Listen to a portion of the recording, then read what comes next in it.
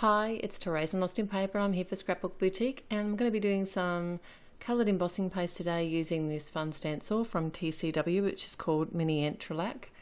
And I just really like this clean and graphic design, and I thought it'd go really well on a masculine card, and I need some of those in my stash, so I thought why not do one today. So to colour my embossing paste, I'm working on my craft mat and adding the distress ink directly to the craft mat. So what I do is put my embossing paste on the mat separate to the ink, just in case. I don't want to add too much all at once, because you can always add more ink to the texture paste or embossing paste, but you can't really take it away unless you want to dilute it down by adding some more paste, but then it all gets a bit hit and miss then. So I found that it was looking a bit grey and didn't have that sort of brownie tone that I was looking for.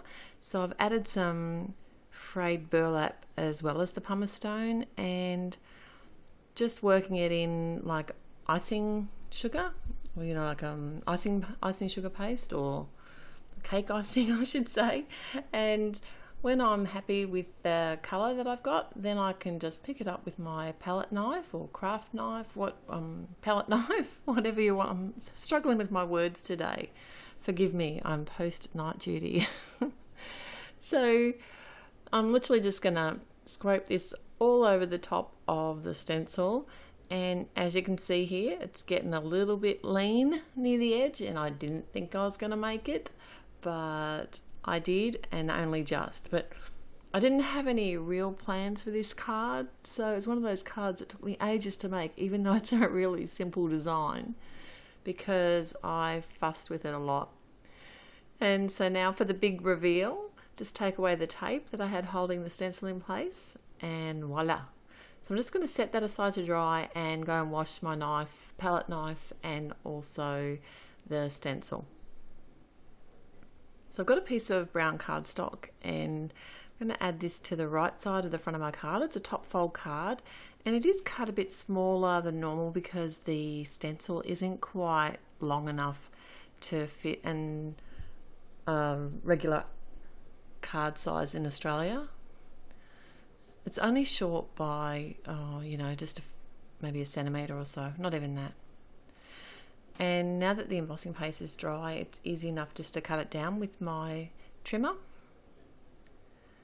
And then I'm going to pop this on the front of my card, and I like to use my foam foam, and I've got score tape that I'm adding to the back of the foam foam, and this is a really good way to use up the bits of foam foam that you've die cut out of. I find you can't really use them for much else, and it's all hidden behind the panel. No one's ever going to know, unless of course they pull your card apart, but most people wouldn't bother doing that, I don't think. But you never know.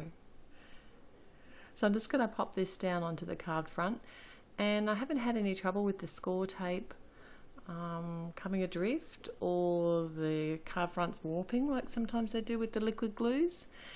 And next I'm going to add an image. This is the Mama Elephant Pandemonium, one of the panda bears, and I'm going to just stamp him onto some white cardstock, and I'm using some Onyx Black ink, which is my favourite black ink. And even though it's a pigment ink, it does dry really quickly. And then I'm just going to cut this out and leave a really small border around the edge of the image. And ignore that speech bubble. I'm going to stamp that out again, but I'll tell you why in a moment when we get to that.